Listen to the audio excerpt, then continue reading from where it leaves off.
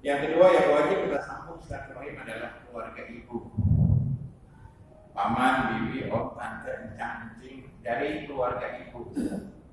Termasuk juga sepupu kita, ya ketahui. Nah ini wajib. Makanya kalau kumpul-kumpul keluarga, tolong bikin silsilah keluarga supaya jangan hilang. Bangsa Arab kelebihannya itu mereka menjaga silsilah. Sampai 20 ke atas itu mereka hafal. Kita ini paling hafal bapak, kakek, buyut. Di atas buyut itu kita udah tahu akhlak, nggak tahu lagi. Nah ini wajib silaturahim yang sekarang ini sudah hilang. Generasi sekarang nggak kenal siapa saudaranya, siapa keluarganya, baik keluarga bapaknya maupun keluarga ibunya. Yang kedua, silaturahim hukumnya sunnah muakkadah, sunnah yang ditekankan, yaitu silaturahim kepada keluarga pasangan kita, ipar. Jadi kita dengan keluarga istri, mertua, ipar dan seterusnya itu masuk dalam kategori kerabat, sunnah muakkadah. Jadi tidak wajib, yang wajib yang pertama tadi. Cuman sayangnya kita sama keluarga istri seringkali akur, harum, tapi sama keluarga sendiri pecah. Kenapa? Karena kelamaan di rumah mertua. Tinggalnya sama mertua, akhirnya tunduk sama mertua. Yang ketiga, silaturahim hukumnya mubah, boleh-boleh saja. Ini silaturahim kepada keluarga kita yang masih non-muslim. Bahasa syar'inya kafir, bahasa halusnya non-muslim. Jadi kalau kita punya keluarga yang memang beda agama, tetap dibolehkan kita silaturahim selama tidak mengganggu agama kita. Seperti Nabi Muhammad dengan pamannya, walaupun Abu Thalib kafir, Nabi tetap baik dengan pamannya. Seperti Ibrahim dengan bapaknya Azar, walaupun bapaknya pembuat patung, Ibrahim tetap baik dengan bapaknya. Jadi boleh kita silaturahim kepada keluarga kita yang masih kafir. Yang keempat, silaturahim makruh, tercela, yaitu silaturahim kepada keluarga kita yang pelaku maksiat. Yang kalau kita dekati nanti kita terkena maksiat. Kita punya saudara dukun, kalau kita sering datang nanti pulang bawa jimat. Jadi bahaya. Makanya yang terbaik kalau punya saudara pelaku maksiat, jaga jarak saja. Khawatir kalau kita dekati kita kena maksiat. Yang kelima, silaturahim hukumnya haram. Haram silaturahim. Kepada siapa? Kepada keluarga yang murtad pindah agama. Ini resiko murtad dalam Islam serius. Kalau ada suami istri murtad salah satunya, otomatis pernikahannya putus. Dia tidak suami istri lagi. Nggak boleh berkumpul. Kalau berkumpul berarti dia berzina. Itu resiko murtad. Kalau seorang bapak murtad nggak bisa jadi wali nikah anaknya yang muslimah, nggak sah karena dia murtad. Kalau ada yang murtad maka hubungan waris putus, tidak saling mewarisi muslim dengan kafir. Maka kalau orang yang murtad dia mati nggak boleh diselamatkan, nggak boleh dikubur dengan kuburan kaum muslimin. Kenapa? Murtad. Maka otomatis silaturahim juga diputus. Haram hukumnya kita mendatangi keluarga kita yang murtad. Kecuali kalau kita datang dalam rangka untuk mendakwai. Makanya jemaah sekalian, dakwah ini penting, ngaji itu penting. Ya jemaah sekalian, di akhir zaman banyak orang cepat keluar dari agama. Kenapa? Fitnah dunia. Para ulama menjelaskan tentang silaturahim pada zaman kita. Pada zaman sekarang ini silaturahim ditempuh dengan 3 cara. Ada 3 cara silaturahim. Yang pertama yaitu ketemu langsung. Ini yang paling bagus. Namanya silaturahim bermuajah, bertatap muka, saling mengunjungi. Mungkin karena kangen, namanya kakak sama adik, paman sama keponakan, anak dengan bapak, dengan cucu dengan kakeknya. Ini yang paling bagus. Kita datangi keluarga kita karena faktor cinta. Karena kebanyakan silaturahim motifnya pinjam duit. Ya Pak, di mana-mana orang mengunjungi saudara itu motifnya pinjam duit. Kalau nggak minta duit. Ini jangan, cuma sekalian saudara itu jangan dimanfaatin. Ya, Atau karena sebab lain menjenguk saudara yang sakit, mendamaikan sengketa konflik keluarga, memenuhi undangan ketika mereka mengadakan acara walimah, atau terakhir kali mengantarkan jenazahnya kalau mereka meninggal dunia. Ini semua bentuk silaturahim. Jadi kalau ada saudara kita, adik kita, keponakan kita berantem, rumah tangganya ribut, sebagai paman mendatangi mereka untuk menyelesaikan konflik, ini termasuk silaturahim. Kenapa deh kamu berantem? Ini loh om, suami saya kalau ada pengajian pasti tidur. Sama dong sama jamaah aku. Kata suaminya, ini juga istri saya nih kalau ada pengajian pasti ngobrol. Wah itu kawan orang. Dimana-mana perempuan ada pengajian pasti ngobrol. Kecuali yang di masjid at-taqwa. Enggak ya. Cuma main TikTok dia. Jadi jemaah sekalian, apa namanya? Ada konflik keluarga itu kecil, Pak. Cuman gara-gara nggak ada yang mendamaikan, akhirnya jadi besar. Jadi boleh ikut campur. Bapak punya anak ribut, rumah tangganya boleh ikut campur kalau ada kemungkaran di situ. Tapi kalau cuma sedikit salah paham, tidak boleh. Cara yang kedua, kalau ketemu langsung nggak bisa karena dilarang oleh pemerintah mudik. Kapan namanya Pak? 6 ya. Kamu udah pada pulang kamu. Jadi tanggal 6 nggak boleh mudik. Dalam orang Jakarta aja temenin saya. Saya nggak pernah mudik ke orang Jakarta. Mudiknya Kemayoran. Enak, cepat. Nah jemaah sekalian, kalau kita nggak ketemu keluarga karena banyak faktor, ya, maka cara yang kedua adalah silaturahim menggunakan harta, ditransfer duitnya. Orangnya nggak pulang, tapi duitnya pulang. Ya, bilang sama di kampung, mohon maaf, nggak bisa pulang kampung, nggak boleh sama pemerintah. Tapi udah saya transfer satu orang 25 juta.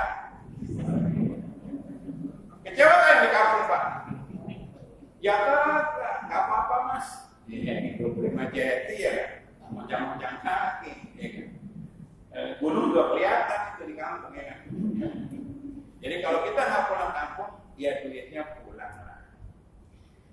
Jamaah sekalian, ini silaturahim juga dengan harta. Kadang kita punya keluarga harus kita nafkahi. Yang punya adik, nafkahi adiknya untuk sekolah, untuk kuliah. Atau punya saudara yang miskin, dengan zakat kita, dengan infak kita, atau gaji yang ke-17. Ada gaji ke-17? Oke. Kalau saya presidennya saya adain gaji ke-17. Kasih saudara, jangan pelit. Apalagi kalau kita kaya raya. Jangan saudara cuma dikasih kain sarung. Sama kayak Ustaz, dikasih cuma kain sarung. Senasib berarti. Ya kan? Kalau sama saudara jangan pelit. Karena boleh jadi orang sukses itu doa dari saudaranya. Dari kecil kakaknya doain deh, semoga kamu besarnya sukses, jadi orang kaya, jadi orang hebat. Diijabah doa kakak. Begitu kaya, yang dibahagiakan cuma anak istri doang. Lihat tuh, rata-rata anak-anak tuh, anak orang kaya, udah dikasih rumah sama bapak, dikasih mobil sama bapak. Enak orang kaya, apalagi kalau bapaknya namanya soleh, jadi anak soleh tuh. Nah, jarang orang kaya itu ingat sama saudara aja. Nih dek, rumah nih, abang beliin. Nih dek, mobil expander yang cross gitu, unlimited, ya kan? Dikasih sama saudara, jangan hitung-hitungan. Nih bayarin tuh Avanza tuh, gua mau ganti Fortuner, bayarin.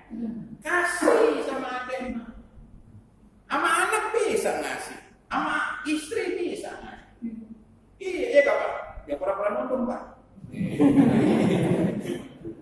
Orang sama istri bisa ngasih. Kenapa sama adik, sama kakak, sama paman, orang nggak berani ngasih. Padahal itu saudara. Boleh jadi dia sukses karena saudara. Sebelum orang punya istri, sebelum orang punya anak, dia hidup dengan sebuah keluarga. Ada kakak, ada adik, ada orang tuanya, ada pamannya. Bantulah. Paman, ada rezeki nih. Cari rumah nih paman di Bekasi. Nih duitnya 900 juta. Dapat ditambah. Jadi bening udah susah, 900 juta ya Pak. miliaran lebih. Kasih, jangan paman sarung.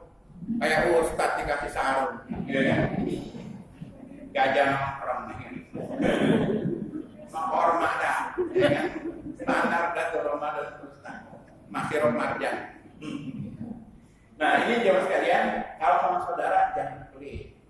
Dengerin nih adik-adik ya. Saya doain nanti adik-adik semoga bersukses di sini. Remaja musik ternyata sukses insya Allah. Kalau udah sukses, jangan lupa sama saudara, sama keluarga jangan lupa. Apalagi sama yang sedang. Kalau silaturahim dengan harta nggak bisa, alternatif ketiga dengan alat komunikasi, namanya handphone. Kita hidup zaman canggih, Pak. Walaupun jauh jaraknya, walaupun nggak ketemu fisik, tapi bisa ketemu di online, video call. Yang penting ada paketnya sama sinyalnya. Ya baik. Kalau di gunung sinyal nggak dapat tuh dia kan. Yang penting ada paket tadi. Bisa telepon, ketemu langsung kelihatan mukanya. Biar kabarnya enak zaman kuto. Nah, zaman itu tuh ya kan, karena zaman sekarang ada TikTok. Nah, jemaah sekalian, apa namanya? Kalau kita beli handphone tuh, Nokia zaman dulu, begitu dibunyiin, bunyi ting ting ting ting, gambar orang salaman, connecting people. Apa artinya silaturahmi? Tuh ngerti tuh kafir. Ya kan, punya handphone buat nelpon keluarga. Nah, jemaah sekalian, dalam Islam juga Nabi mengingatkan jangan sampai kita memutuskan tali silaturahim. Memutuskan tali silaturahim hukumnya dosa besar. Nabi bersabda, la yadkhulul jannah qati'ur rahim. Tidak akan masuk surga orang yang memutuskan tali silaturahim. Diancam tidak akan masuk surga. Memutuskan silaturahim faktornya banyak. Saya sebutkan 4 saja. Yang pertama, yang bikin putus silaturahim adalah karena hasad iri. Nah ini bahaya laten keluarga. Nabi mengatakan wala tahasadu, jangan saling hasad, jangan saling iri dengki. Ini bahaya laten keluarga. Makanya tolong kalau acara keluarga jangan pamer-pamer harta, khususnya bagi perempuan. Ibu nih bu, yang pura-pura ngobrol. Jadi kalau acara keluarga pakai perhiasan boleh, namanya perempuan senang perhiasan. Tapi jangan dipakai semuanya. Sampai gelang-gelangan yang beli di abang-abang dipakai semua. Gaya-gayaan. Kenapa nanti akan menjadi kesenjangan di antara saudara? Tentang bayar sombong. Jangan-jangan suaminya juga ngepet tuh. Biar tuyul ya kan. Akhirnya jadi saling fitnah di antara keluarga. Nih bu, pakai perhiasan boleh, menampakkan kelebihan harta boleh, selama tidak berlebihan. Kalau laki-laki sih enggak pak. Mau kaya, mau miskin, dia tetap stabil. Kalau ada pengajian pasti nyender, itu stabil tuh. Karena dia nyender itu orang kaya. Makanya kalau di masjid ini banyak yang nyender, saya ada grogi, itu orang kaya berarti. Kalau bahasa kampungnya ndoro, ya kan, ndoro. Nah jemaah sekalian, ini bahaya hasad. Jadi kalau ada saudara yang sukses, didoain. Mas, biar berkah ya usahanya, biar berkah jabatannya. Jangan kalau orang kaya dikit dicurigai. Lu korupsi ya, lu maling ya, jangan. Ini bahaya laten, hasad. Yang kedua, yang memutuskan tali silaturahim adalah bakhil, pelit. Tolong kalau ada keluarga yang datang ke rumah kita, di servis, dibahagiakan. Jangan pelit. Saudara datang jauh-jauh cuma dikasih kopi, kasih Indomie, nggak pakai telur lagi. Jadi saudara kapok, kasih yang bagus, yang enak. Mau makan apa mas? Tuh, Abu Nawas restoran timur sini, Matraman belakang Puji, flyover naik turun sebelah kiri aja. Boleh, apalagi kalau banyak besar. Waduh. Soto Betawi, duduk Roksi, Jalan Biak. Ya, Roxy sebelum ITC Roxy itu belok kiri, sebelah kiri aja.